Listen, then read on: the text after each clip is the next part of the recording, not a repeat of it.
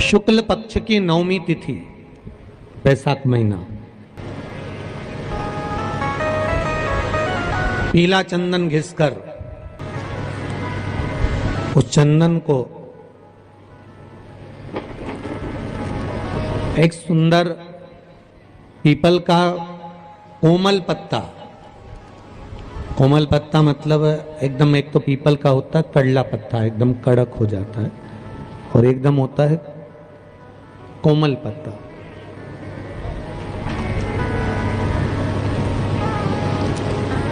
उस पीपल के कोमल पत्ते पर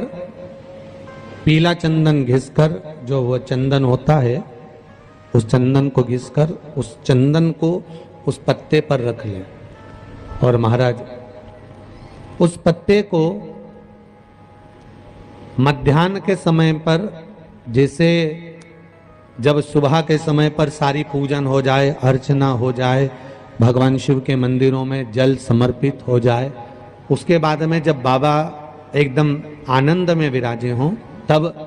जहां शिवलिंग रखा होता है,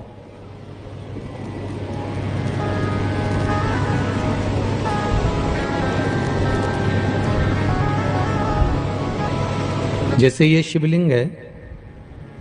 और ये कटी भाग जहां शिवलिंग रखा हुआ है, इस कटी भाग पर जहां शिवलिंग रखा है उसके पास में ही 3 उंगलियों से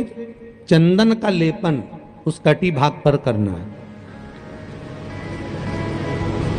जो उंगलियां लगी रहेगी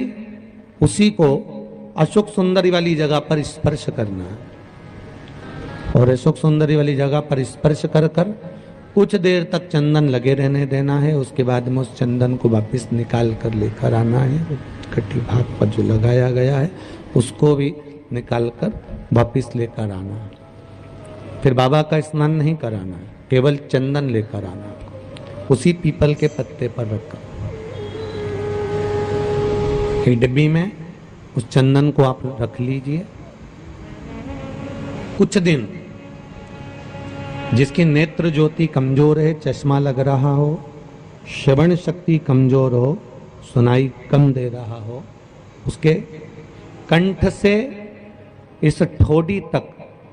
उस चंदन का तिलक लगाना प्रारंभ कर दीजिए, और नेत्रों के नीचे थोड़ा सा वो चंदन लगाना प्रारंभ कर दीजिए। लगभग 20 से 22 दिन तक आप उसका प्रयोग करिए, और एक रुद्राक्ष का जल शिव को समर्पित कर कर उस जल का आचमन करना प्रारंभ कर लीजिए। लगभग 22 दिन लगेंगे। धीरे धीरे फिर जाकर डॉक्टर को जांच करा लेना, नेत्र की ज्योति बढ़ना प्रारंभ हो गई है। पर विश्वास के साथ में, भरोसे के साथ में, क्योंकि सबसे मूल अगर कुछ है तो विश्वास मूल है। बीमारी डॉक्टर का पीछे ही नहीं छूट रहा हो तो शिव महापुराण, विष्णु पुराण और स्कंद पुराण में जो पुरुषोत्तम कथाओं का वर्णन किया गया है, एक आटे का दिया, उसमें 4 बत्ती, आटे के दिए में 4 बत्ती रखें, तिल्ली का तेल डाल लें, थोड़ा सा उसमें सरसों का तेल डालें। महाराज घर के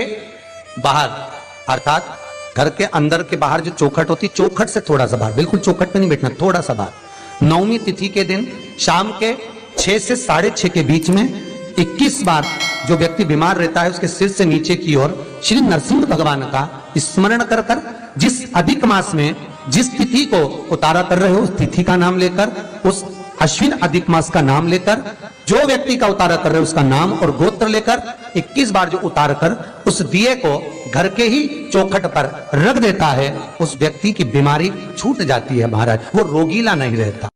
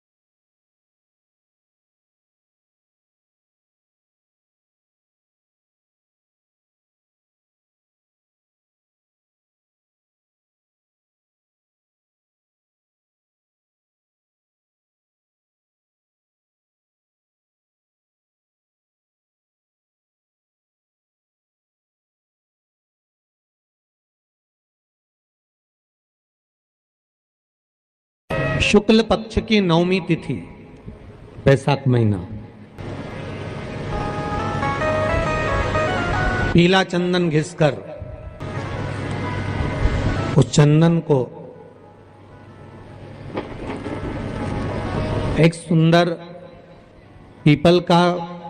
कोमल पत्ता, कोमल पत्ता मतलब एकदम, एक तो पीपल का होता है कड़ला पत्ता, एकदम कड़क हो जाता है, और एकदम होता है कोमल पत्ता।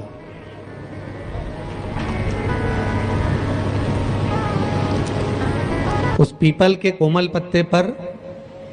पीला चंदन घिसकर, जो वह चंदन होता है, उस चंदन को घिसकर उस चंदन को उस पत्ते पर रख ले। और महाराज उस पत्ते को मध्याह्न के समय पर, जैसे जब सुबह के समय पर सारी पूजन हो जाए, अर्चना हो जाए, भगवान शिव के मंदिरों में जल समर्पित हो जाए, उसके बाद में जब बाबा एकदम आनंद में विराजे हों, तब जहां शिवलिंग रखा होता है,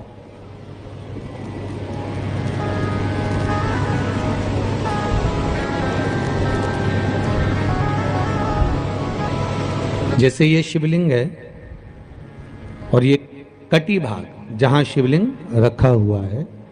इस कटी भाग पर जहां शिवलिंग रखा है उसके पास में ही 3 उंगलियों से चंदन का लेपन उस कटी भाग पर करना है। जो उंगलियां लगी रहेगी उसी को अशोक सुंदरी वाली जगह पर स्पर्श करना।